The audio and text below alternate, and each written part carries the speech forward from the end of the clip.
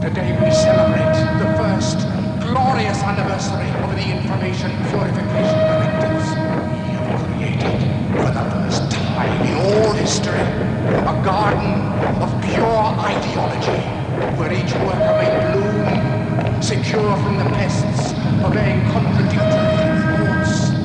Our unification of thoughts is more powerful a weapon than any fleet or army on earth. We are one people, with one will, one resolve, one cause.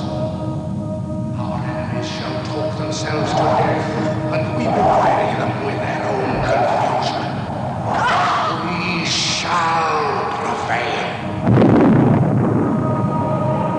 On January 24th, Apple Computer will introduce Macintosh. And you'll see why 1984 won't be like 1984.